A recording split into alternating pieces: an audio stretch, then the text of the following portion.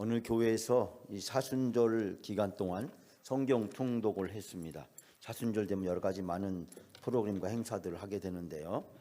부활주일이 되어서 등록자들을 성경 통독자들을 시상을 하게 되었습니다. 그때 많은 성도님들이 성경을 완독했고 또 완독상을 상품을 받게 되었습니다. 근데 성경을 전혀 읽지 않은 한 집사님이 다른 상품을 받은 집사님들에게 성도들에게 불평을 했습니다. 그 불평의 내용은 어떻게 사순절 정신을 위반할 수 있느냐라는 것이었습니다.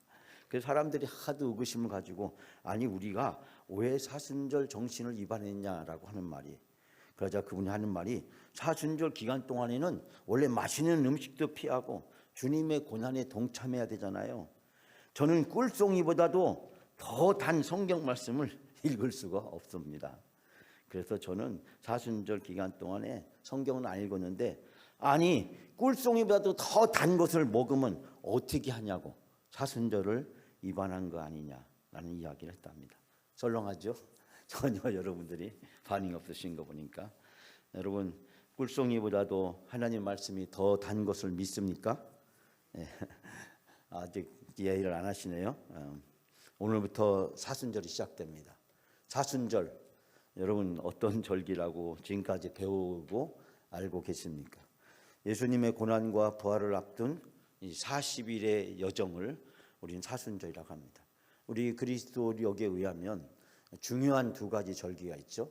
이 사순절부터 고난주간과 부활절로 이루어지는 그리스도력, 즉 그리스도의 주기에 맞춰 생애 주기에 맞춰서 우리가 영적으로 따라가는 삶에 가장 중요한 절기가 있고, 또 대림절 또는 대강절이라고 이야기하는 성탄절 40일 전부터 시작되는 절기가 있습니다. 이 대강절 대림절은 우리가 알다시피 성탄절로 이어지고 또 예수님이 세례를 받으신 1월 첫 주까지 이어져 가면서 이 그리스도력의 대림절 대강절에서 성탄절로, 그리고 사순절에서 부활 고난주간과 이 부활절로 이루어지는 이 두 가지 절기가 그리스도가 이 세상에 오셨고 또 그리스도가 이 세상에서 사명을 감당하시고 십자가에서 하늘로 올라가시는, 그래서 거룩한 보좌에서 이 세상으로 오시는 성육신하신 그 예수 그리스도가 우리 인간의 고난과 죄와 용서와 부활을 승천을 통해서 하늘 보좌로 다시 가시는 이 두 가지 절기가 우리 그리스도력에 있어서 가장 중요한 절기라고 이야기할 수 있습니다. 이 교회력이 왜 중요하냐면 교회력이 없으면 무슨 일이 생기냐면 1년 중에 한 번도 부활절 설교 안 하는 목사님도 나오고 성탄절 설교 안 하는 그런 교회도 나올 수가 있습니다. 그렇기 때문에 하나님이 이스라엘 백성에게 5대 제사를 통해서 하나님 앞에 나오는 법을 가르쳐주고 또 7가지 절기를 통해서 하나님과 동행하는 법, 계절이 바뀔 때마다 하나님이 어떻게 은혜를 베풀어 주셨는지, 출애굽일 시작할 때부터 광야에 와서 가나안 땅에 가서 정착할 때까지, 그리고 풍성한 수확을 얻어서 하나님께 영광을 돌릴 때까지 이 7대 절기 매년 반복되는 이 절기를 통해서 하나님의 은혜를 영원히 기억하고 하나님과 함께 동행하며 살아갈 수 있도록, 그래서 하나님의 백성으로 살아가는 법을 이 5대 제사, 즉 죄의 문제를 해결하고 하나님 앞에 나올 수 있도록 7대 절기를 통해서 하나님과 동행할 수 있도록 허락해 주신 것처럼 신약에 와서 예수 그리스도 그분을 통해서 이 세상에 그분이 어떻게 오시게 되었는지, 그리고 그분이 우리를 위해서 십자가에 지시고 어떻게 부활하시고 승천하게 되었는지, 그 예수 그리스도가 다시 오실 날을 간절히 고대하면서 다시 대강절로 돌아가서 처음 오신 예수 그리스도와 다시 오실 예수 그리스도를 사모하는, 그래서 1년 365일 이 절기를 통해서 예수 그리스도의 생애를 우리의 삶에서 매년 반복하면서 우리가 그리스도를 본받아 그리스도를 따라서 그분의 제자로 그분의 복음을 전하는 증인으로 살아갈 수 있도록 우리를 인도해 줍니다. 그래서 이 교회력은 은총의 통로고 은총의 수단이다라고 예배학자들은 그렇게 이야기합니다. 아까도 말씀드렸지만 이 교회력이 없다면 우리는 어쩌면 예수 그리스도의 사랑을, 또 예수 그리스도의 탄생을, 부활을 제대로 기념하거나 기억하지 못하면서 살아갈 수 있기 때문에 하나님은 예수 그리스도를 통한 은혜 속에서 살아가게끔 하기 위해서 우리에게 이 교회력을 허락해 주셨다. 그런데 그 중에서 이 사순절 기간은 바로 예수 그리스도의 고난이 시작되는 40일의 여정이 시작됩니다. 자, 이스라엘 백성의 40은 특별한 숫자를 이야기합니다.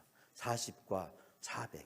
여러분 성경에 보면 400년, 애굽에서의 400년, 그리고 예수 그리스도가 오시기 전 이스라엘 백성의 역사의 끝자락, 우리가 학개, 스가랴, 에스라, 느헤미야서를 배웠던 그 영적 암흑기의 400년, 예수 그리스도가 오시기 전 400년, 그 400년, 그리고 사사시대의 광야 가나안 땅에서 제멋대로 살았던 그 400년.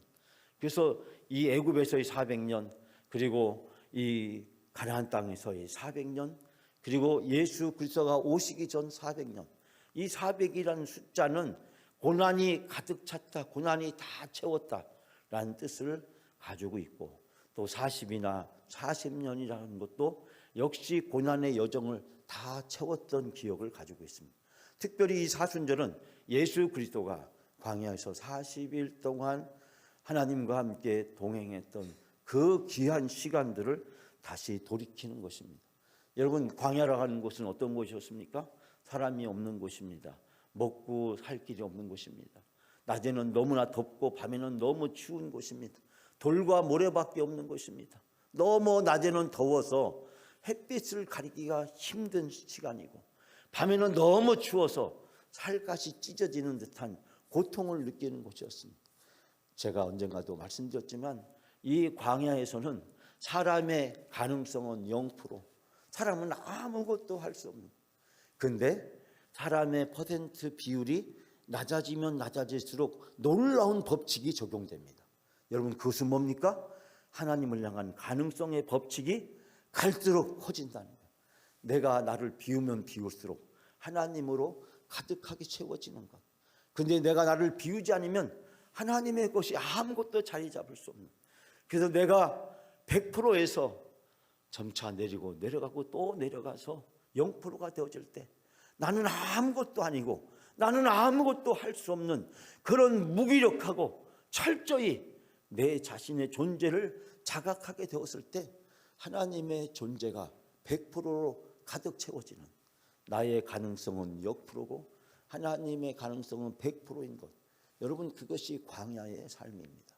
예수께서 40일 동안 금식하시면서 바로 자기의 모든 것을 다 내려놓으시고, 그리고 하나님으로 충만하게 되었을 때 하늘의 문이 열렸고 하나님께서 세례를 받으신 예수 그리스도께 이는 내 사랑하는 아들이라고, 내 기뻐하는 자라고, 내가 택한 자라고 그렇게 인정을 받게 되었습니다.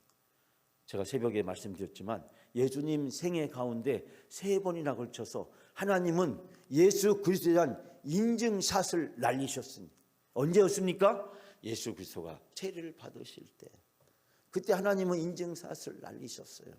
또 예수 그리스도가 고난을 받으실 때, 그때도 인증샷을 날리셨어요. 예수 그리스도 그분의 생애에 있어서 중요한 순간순간마다 하나님은 예수 그리스도에 대한 인증샷을 우리에게 날려주셨습니다. 예수 그리스도가 누구신지, 그분이 어떤 분이신지를 우리에게 보여주고 있습니다. 사순절은 이 예수 그리스도를 기억하고 이 예수 그리스도의 삶에 우리가 구체적으로 동참하는 절기입니다. 그러므로 어떻게 보면 대강절보다도 이 절기가 영적으로 우리에게 풍성한 절기라는 사실을 발견하게 됩니다. 그래서 여러분이 지금까지 신앙생활을 하시면서 사순절만 되면 왜 그렇게 기도회를 했는지, 왜 그렇게 영적 훈련을 강조했는지를 여기서 발견하게 되시라고 생각합니다. 이 초대교회는 이 박해를 많이 받았습니다. 그때 박해를 받는 이 초대교회 초기에 이 사순절 기간의 중요한 미션은 무엇이었냐면 세례받는 사람들을 준비시키는 기간이었습니다. 이 사순절 기간 동안에 세례받는 사람들을 철저하게 훈련시키고 그 사순절이 끝난 부활절에 토요일 날 되겠죠. 그 토요일 날 부활이 시작되는 날 그 사람들에게 세례를 주는 거룩한 의식을 행했습니다. 근데 기독교가 공인이 되면서 이제 많은 사람들이 기독교의 신앙을 갖게 되고 세례를 받게 되자 더 이상 이 사순절 기간이 세례를 준비하는 기간으로 쓰여지기보다는 교회를 떠났다가 다시 재입교하는 사람, 즉 되돌아오는 사람들을 받아들이는 거룩한 의식으로 사용하게 되었습니다. 그래서 재를 뿌리고 거친 옷을 입히기도 했고 이 재를 가지고 사람 이마에다가 십자가를 표시하면서 회개하고 다시 돌아와서 구원받았다라고 하는 의식들이 10세기 전후로 광범위하게 시작이 되었습니다. 요즘은 그 재를 만들고 이마에 십자가를 바르는 형태를 보편적으로 행하지는 않습니다만 그러나 이 사순절 기간을 맞이해서 우리는 무엇보다도 1년 365일 중에 이 절기만이라도 우리가 우리 죄를 회개하고 우리 자신이 누구인지를 다시 한번 돌이킴으로써 예수 그리스도 그분의 삶을 우리의 삶에서 재현시키는 그분의 삶을 오늘 우리의 삶에서 재현시키는 거룩한 영적 훈련 기간으로 사용되는 것을 보게 됩니다. 이스라엘 백성들에게 죄를 회개하는 최고의 영적 의식은 바로 금식이었습니다. 우리가 신앙생활을 하면서 간절하게 될 때 어떠한 간절한 마음을 담고 하나님 앞에 기도하며 소원하게 될 때 우리가 금식하며 기도하지 않습니까? 제가 처음 예수를 믿었을 때 대학생 선교에서 한 달에 한 번씩은 하루를 반드시 금식해야 되고 하루에 한 달 한 번씩 금식한 그 금액만큼을 반드시 선교 헌금을 내야 되고 그리고 1년에 한 번씩은 반드시 2박 3일 금식 수련회를 했던 기억을 지금도 잃어버리지 않습니다. 그때 들었던 제 가슴속에 잊혀지지 않는 말, 금식은 하나님께 드릴 수 있는 우리의 최고의 기도다. 금식은 하나님께 드릴 수 있는 우리의 최고의 기도다. 즉 신앙인에서 금식은 가장 간절하면서도 진실한 마음이 담겨있는 최고의 기도와 신앙의 표현이다라고 이야기할 수 있습니다. 가장 고상한 형태의 예배로서 죄를 회개하고 용서를 구하거나 바라고 간구할 때, 슬픔에 빠졌을 때 하나님께 위로받기 위해서 신앙인이 행하는 의식으로 유대인들은 그렇게 받아들였고, 유대인들은 바벨론 포로 이후에 우리가 지난번에 학계나 스가랴서를 통해 배웠지만은 예루살렘이 멸망하던 날, 수많은 사람들이 죽었던 날, 이런 비극적이고 슬픔의 날을 이스라엘 백성들은 기억을 하면서 그런 날만큼은 반드시 금식을 하면서 그들이 회개하며 눈물로 하나님 앞에 나갔던 것을 발견하게 됩니다. 여러분, 혹시 졸수연이란 말 들어보셨어요? 졸수연. 우리가 이게 참 생소한 말이죠. 조선족 사회에서는 90세 생일을 축하하는 잔칫날을 졸수연이라고 한답니다. 졸수연. 우리가 진가변도 있고 고이연도 있고 팔순잔치도 있잖아요. 근데 팔순잔치는 80대 때 하는 거잖아요. 진가변은 60대, 고이연은 70대, 80대는 팔순. 근데 90세가 되면 하는 것이 졸수연이래요. 그리고 백돌 잔치를 하게 된다라는 이야기입니다. 근데 이 졸수연은 90세를 축하하는 그런 의식이었다고 합니다. 우리가 구순잔치라고도 많이 사용합니다. 제가 여기서 여러분들에게 한 이야기를 소개하려고 합니다. 어느 한 가정의 자녀들이 장성해서 이제 90이 넘으신 아버지의 졸수연을 성대하게 준비를 하게 되었습니다. 젊은 시절에 가정을 이루고 자녀들을 많이 낳아서 기른 아버지가 장수하셔서 복을 누리게 되었으니 얼마나 기쁘고 감사한 날이 되겠어요. 자녀들은 온 친척들과 친구들을 불러서 우리 아버지가 이렇게 90세까지 장수하셨다는 것을 자랑하면서 그 감격과 기쁨을 나누는 졸수연 진갑 잔치를 호텔에서 성대하게 준비를 했습니다. 많은 사람들이 왔고 좋은 고급 호텔에서 최고급의 음식과 요리가 준비되어 있었고, 그리고 가수들과 많은 공연과 프로그램들이 화려한 장식을 이루게 되었습니다. 입구부터 문전성시를 이루었고, 그 졸수연 구순 잔치에 많은 자녀들의 지인들이 참석해서 축하해 주게 되었습니다. 그런데 가만히 이 잔치를 하고 있는데 이상한 모습이 하나 보였습니다. 자녀들은 자신들이 초대한 지인들에게 관심을 쏟으면서 준비한 생일 잔치에 화려함을 떠들고 자랑했는데, 정작 그 졸수연 잔치의 주인공이었던 아흔이 되신 아버지는 생일상 가운데서 초라하게 앉아서 바들바들 몸을 떨고 있었습니다. 알고 보니 아흔이 넘으신 아버지는 치매가 와서 사람들을 기억하지 못하고, 심지어는 자기 손자 손녀들도 알아보지 못하는 그런 상황이었습니다. 그래서 자녀들 일부가 혹시 지인들이 와서 그 아버지께 인사를 드리려고 하면 큰아들이 웃다가 큰 소리로 하는 말이, 그럴 필요 없어. 이 노인네가 치매라서 무슨 말해도 못 알아들어. 그렇게 하면서 사람들에게 계속해서 먹고 마시고 즐기라고 권했다라고 이야기합니다. 90살의 생일을 맞으신 아버지는 낯설고 두려운 이 잔치가 끝나고 나면 다시 요양병원으로 들어가게 되었습니다. 자녀들은 벌써부터 이 아버지를 요양병원에 누가 데려다 줄는지, 그 귀찮은 일을 누가 맡아야 될지 서로 떠넘기고 있었다라고 이야기합니다. 겉으로는 손님들 보고 웃으면서 서로들에게는 네가 가라, 아니 네가 가라, 오늘 네가 가라, 그렇게 이야기하면서 떠넘기고 있었답니다. 여러분, 누구를 위한 생일 잔치였을까요? 자녀들은 도대체 무엇 때문에 이 많은 돈을 들여서 성대한 잔치를 준비한 것일까요? 정작 이 잔치의 주인공 아버지는 낯설고 두려운 환경에서 음식 하나 제대로 먹지 못하고 불안하다가 결국 자녀들의 냉대 속에서 요양병원으로 가야 되는 그런 처지였는데, 음악은 흥겹게 흘러나고 산의 진미는 차고 넘치고 사람들의 떠들고 웃는 소리는 온 공간을, 호텔을 가득 메우고 있는데, 불안해하고 두렵고 떨고 있는 요양병원으로 다시 가야 하는, 평생 동안 자녀들을 위해서 모든 것을 다 바쳤던 그 아버지가 자녀들에게 만약에 말을 할 수 있다면 그 아버지는 무슨 말을 할 수 있을까요? 이 생일 잔치를 다시는 하지 말아라. 왜 이 생일로 이 아비를 모독하느냐? 부모의 사랑을 다 잃어버린 너희들이 이제는 내게 더 이상 필요가 없다.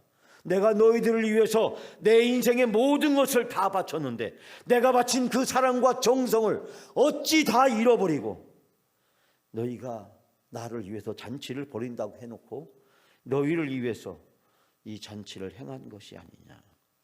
사랑하는 여러분, 오늘 본문에서 하나님은 이스라엘 백성들에게 그렇게 말씀하고 계십니다. 하나님께서는 이스라엘 백성들의 금식이 오히려 죄라고 말씀하시면서 이 금식을 기뻐하지 않는다고 말씀합니다. 하나님께서는 이스라엘 백성들의 이러한 금식을 연락하지 않으신다고 말씀합니다. 최고의 예배를 드렸음에도 불구하고 왜 하나님은 최고의 예배를 최악의 예배로 받으시고 계시는 걸까요? 저는 오늘 말씀을 통해서 세 가지를 살펴보려고 합니다. 그리고 내일 새벽에 그럼 하나님이 받으시는 금식은 어떠한 금식인가를 살펴보고 은혜를 함께 나누려고 합니다. 첫 번째는 하나님은 이스라엘이 하나님께 드리는 금식은 금식의 모양만 있을 뿐이다. 금식의 정신이 실종되었기 때문입니다. 아버지의 구순잔치도 중요한 것은 화려한 장소와 음식과 많은 음식이 아니었습니다. 요양병원에서 두려움과 공포 속에 떨고 있는 이 아버지를 진정 위로할 수 있는 한순간이라도 따뜻하게 아버지가 쉴 수 있는 시간과 공간을 만들어 주는 것이 진정한 효고 아비에 대한 사랑이 아니었을까요? 이스라엘 백성들에게 금식은 과연 무엇을 의미하는 것일까요? 이스라엘 백성들의 금식에서도 가장 중요한 것은 금식의 정신이었습니다. 즉 하나님 앞에 회개하고 하나님 뜻에 순종하고 하나님의 도움과 긍휼을 구하는 간절한 마음, 그 간절한 마음을 하나님은 기뻐하시고 그 간절한 마음을 원하셨는데 이스라엘 백성들은 금식의 모양만 갖추고 있을 뿐이었고 사람들 앞에 내가 금식합니다, 이렇게 내가 하나님께 금식하는 경건의 모양을 사람들에게 과시하고 드러내면서 정작 하나님이 받지 않으시는 최악의 예배를 그들은 드리고 있었다라고 하는 것입니다. 두 번째로 이스라엘 백성이 드리는 금식에는 금식의 대상이 실종되어 있었습니다. 여러분, 금식을 받으신 분은 누구십니까? 바로 하나님이십니다. 우리의 기도를 들으시는 분도 우리에게 긍휼을 베풀어 주시는 분도 하나님이십니다. 금식의 대상, 곧 금식의 주인은 하나님입니다.